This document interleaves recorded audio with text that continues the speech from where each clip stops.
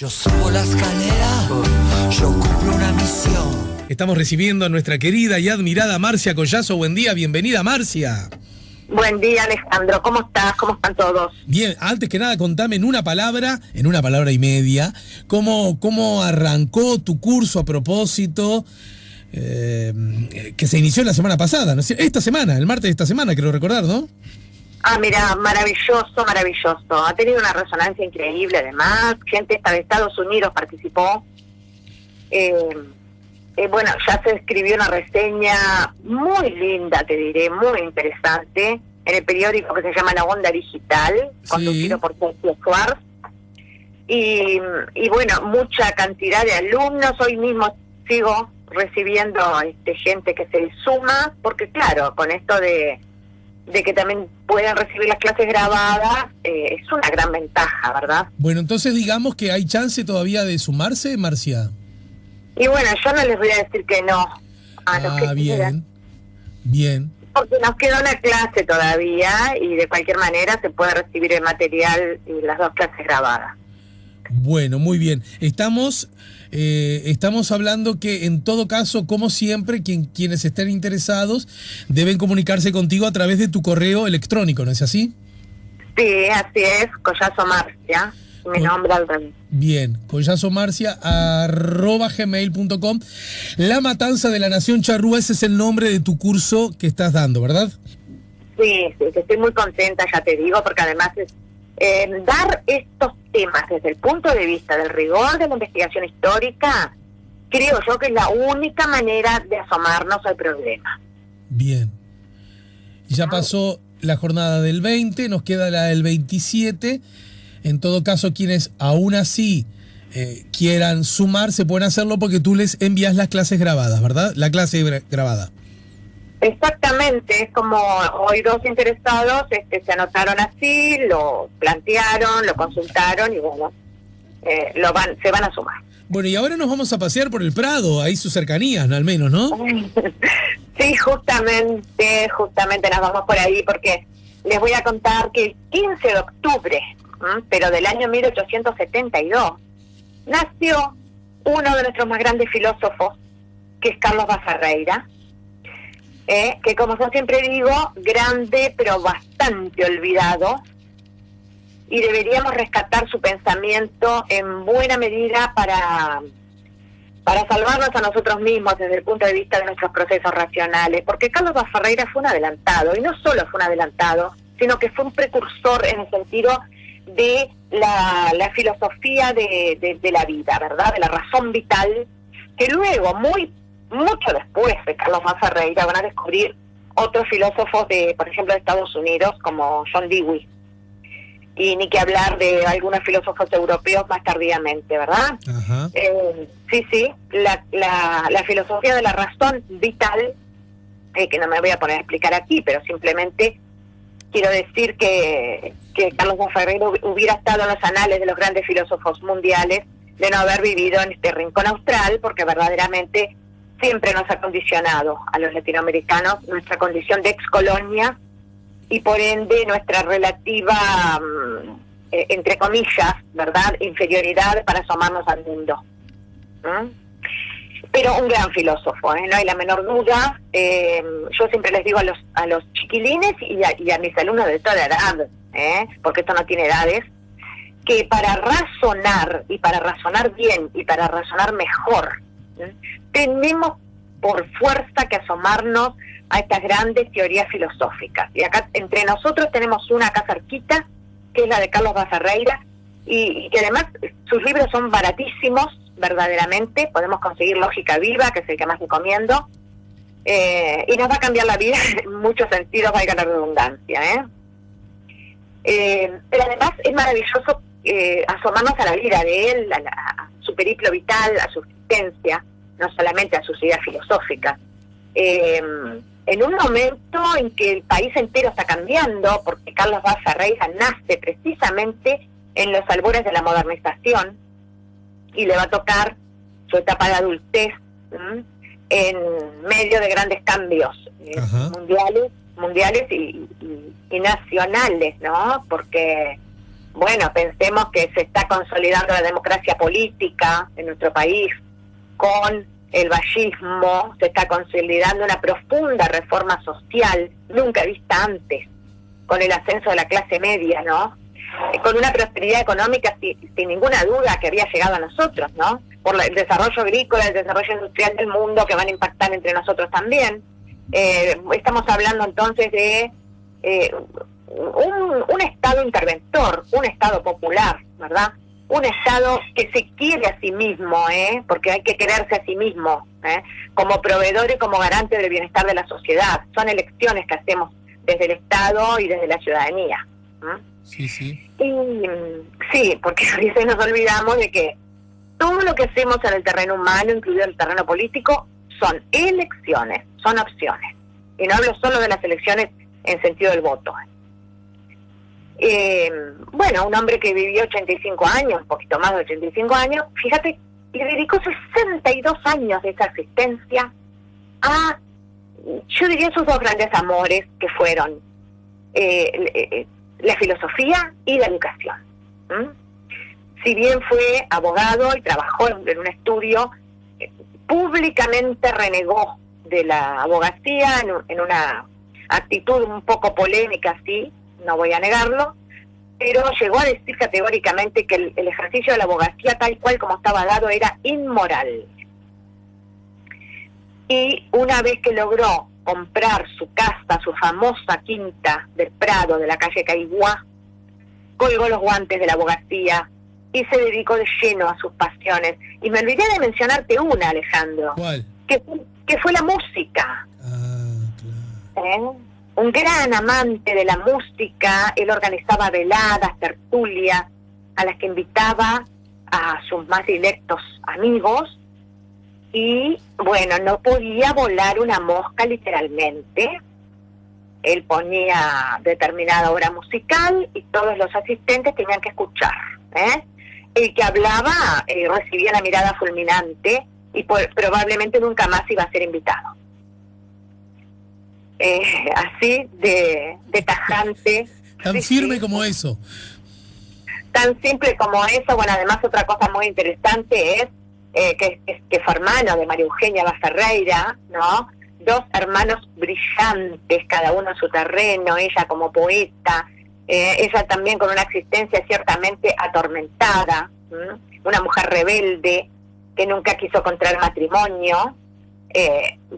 Quiero decir también que Carlos fue un hombre, bueno, con unas ideas bastante, a pesar de ser un gran filósofo, con unas ideas bastante coherentes con la época en cuanto al rol de la mujer y del matrimonio. Bueno, y acá es donde tengo que hablar de su esposa. No puedo obviarlo. Yo en mi libro, Seguirte el vuelo... Elvira. Elvira, ¿no? Elvira, justamente, hablo de ellos dos, ¿no?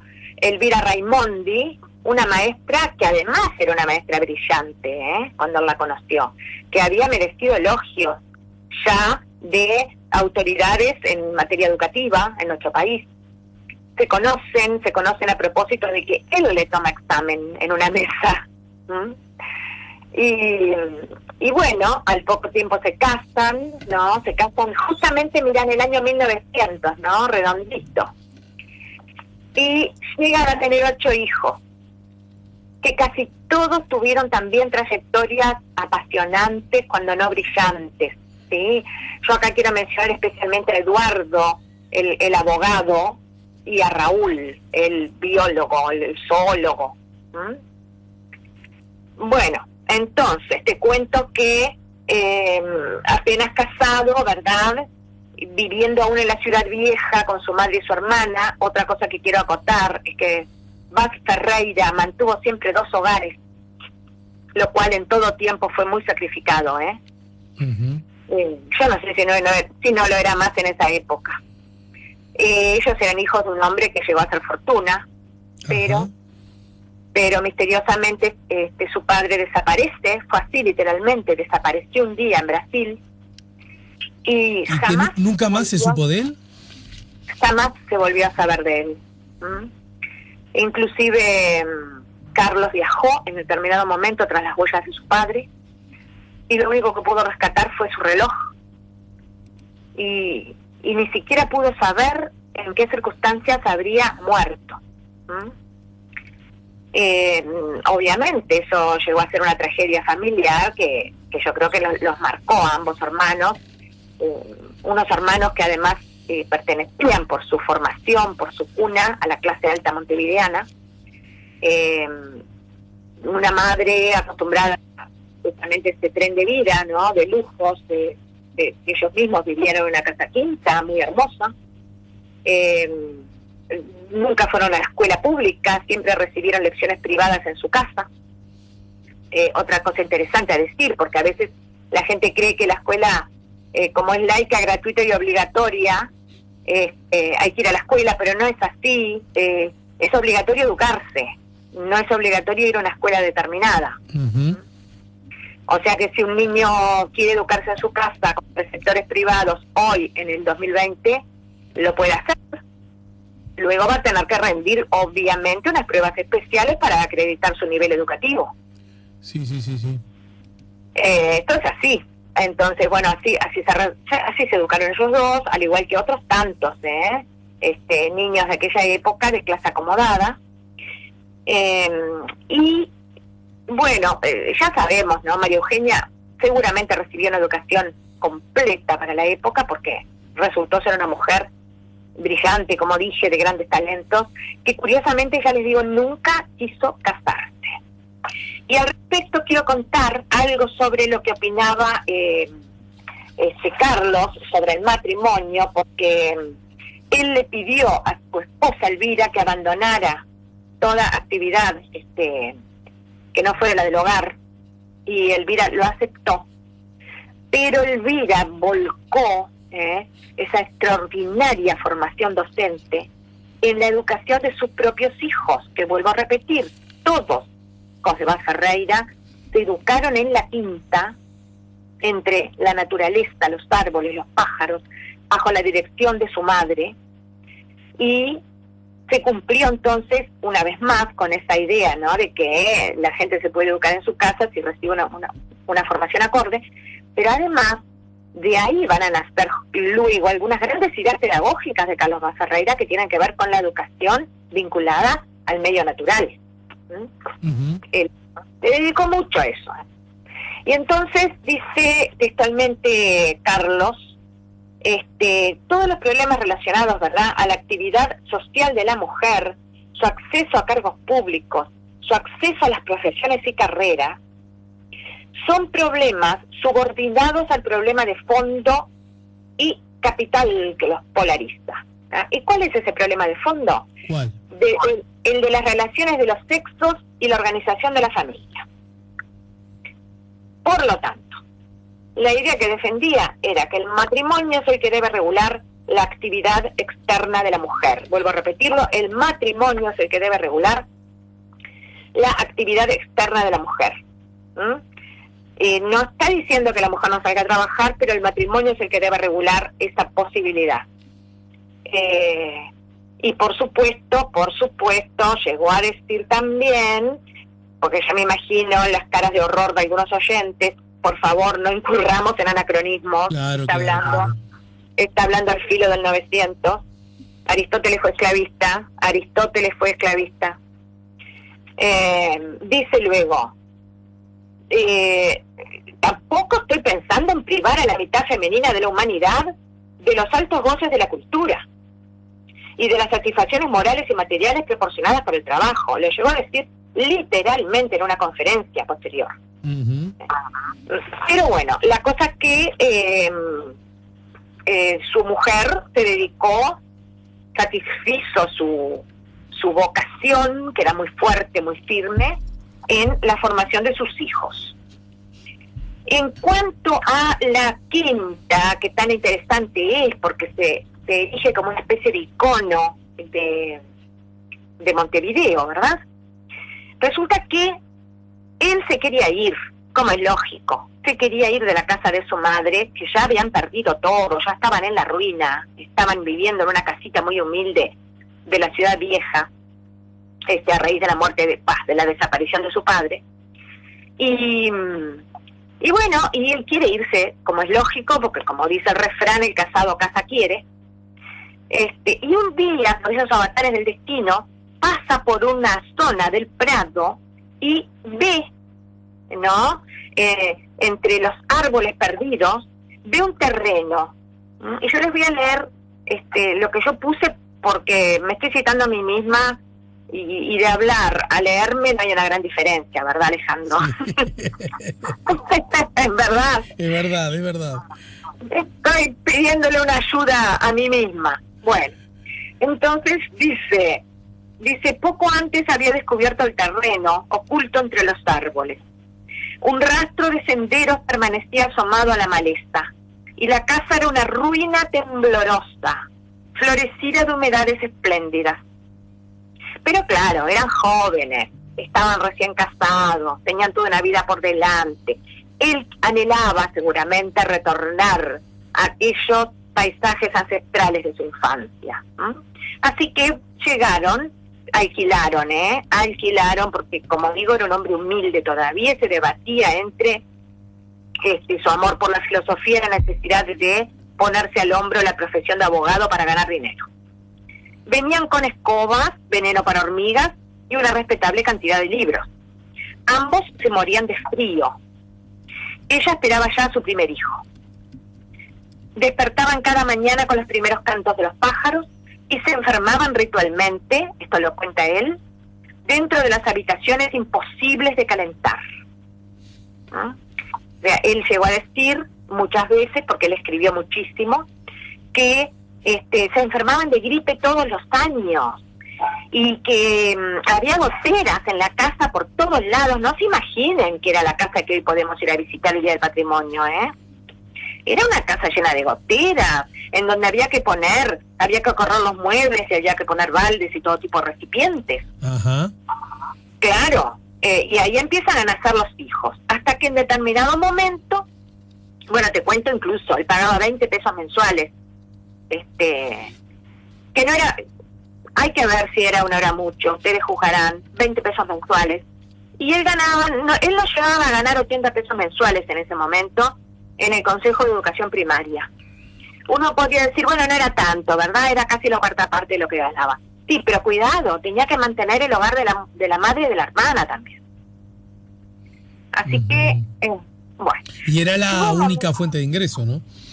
Ah, por supuesto, porque María Eugenia empezó a trabajar tardíamente, también dando clases, pero nunca ganó demasiado. Así que al final, ¿qué hicieron? Primero decidieron en invierno no habitar más en esa casa porque se iban a morir. Así que se mudaban a la casa en verano y desde la primavera se mudaban a la casa y en otoño volvían a la Ciudad Vieja. Hasta que, porque además, ¿dónde vivían ellos en la Ciudad Vieja? En una casa de la calle Colón. No sé si existe en este momento. Y bueno, llega el instante en el que logra comprar la propiedad y ahí junta más dinero, esto todo le llevó unos cuantos años, y terminó por levantar esa extraordinaria casa quinta que todos conocemos, que ¿por qué es un icono? Bueno, en primer lugar porque perteneció a Ferreira, pero además porque la rodeó de todas las expresiones artísticas posibles. Incluso muchos de los muebles, de los tapices, de las lámparas, yo les recomiendo que la vayan a ver de nuevo, vienen de la Escuela de Artes y Oficios, de la antigua, de lo que hoy es la UTU. Así que verdaderamente creo que vale la pena volver a ver esta casa con otros ojos, los ojos de un hombre apasionado por su cultura, no porque reniegue de la cultura universal, sino porque justamente le quiere dar relieve a las auténticas expresiones del arte y por qué no, de la idea en su propio país, en su propia región, ¿verdad? Fue un gran defensor, Ferreira, de la idea latinoamericana, dicha así, ¿no?, en mayúsculas, al punto de que te voy a contar una anécdota. En el año 1943, en plena Segunda Guerra Mundial, cuando Europa se caía a pedazos. Fijémonos que Europa siempre fue nuestro gran referente. Nosotros nunca pudimos despegarnos de la fascinación que ejerció siempre Europa sobre nosotros. Creo que ni hasta el día de hoy. Y dice Bas Ferreira en una conferencia que dictó en Rosario, Argentina, dice, bueno, Europa cae en ruinas. Europa no puede seguir siendo nuestro ejemplo, nuestro norte, nuestra tutela. Es hora de que América Latina asuma la responsabilidad por la conducción del mundo. Fíjate qué precursor.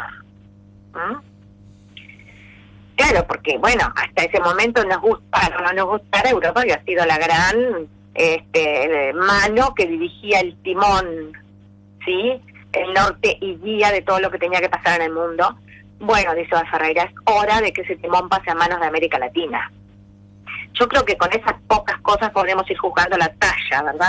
Claro.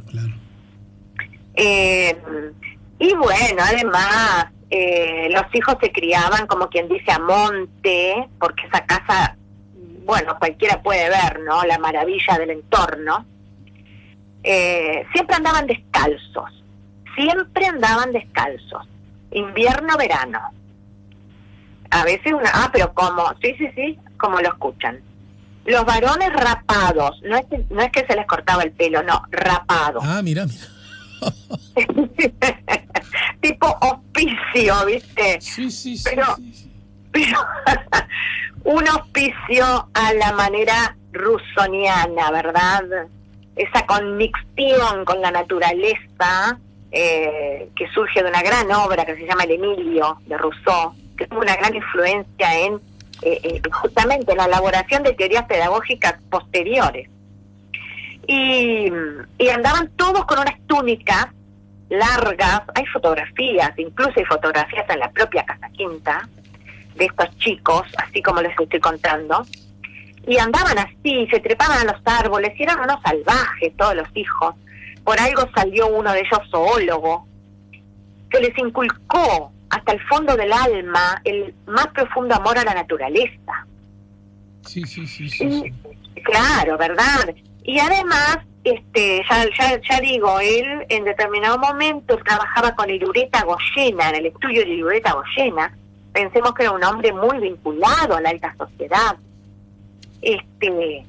Bueno, entró en la sociedad con Irureta Goyena, diciendo, como dijo textualmente, haciéndole tripas corazón, y ese fue el tiempo, como digo, de los objetos bellos, ¿verdad?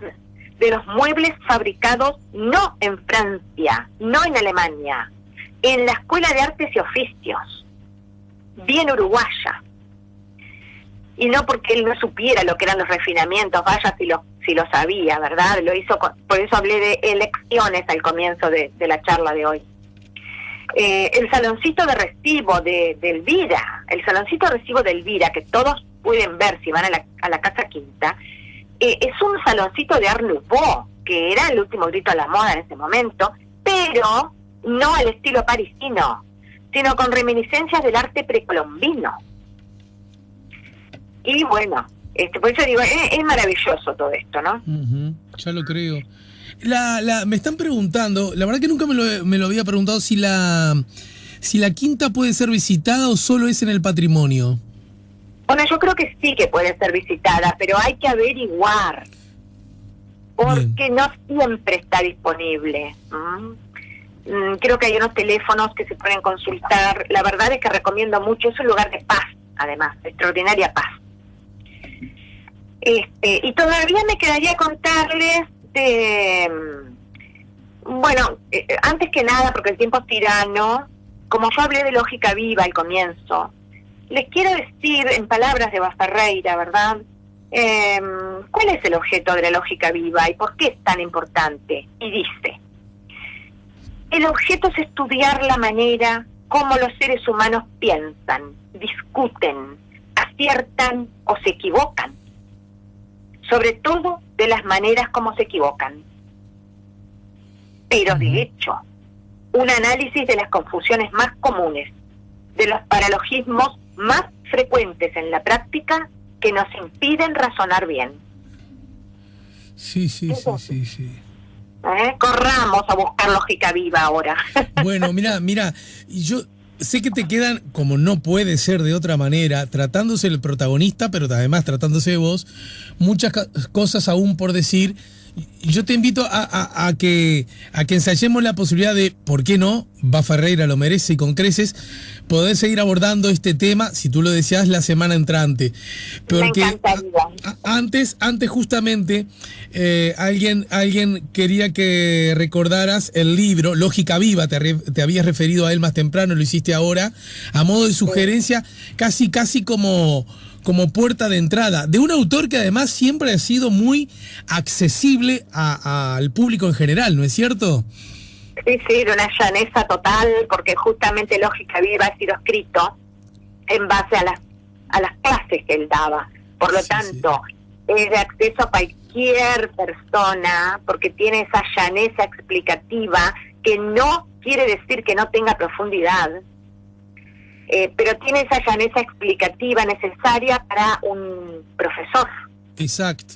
Bueno, y te cuento que Fernando firma este mensaje diciendo: me acuerdo unos años atrás, el Día del Patrimonio fue en homenaje a él y se pudo visitar su casa en el Prado, una linda casa con como decías vos, con un hermoso jardín. También recuerdo que en las librerías de usados era muy común ver sus libros muy baratos, pero en esas semanas sus precios aumentaron bastante, algo común, cosas de negocios, lo dice Fernando, que se comunica a través del 099-894-987.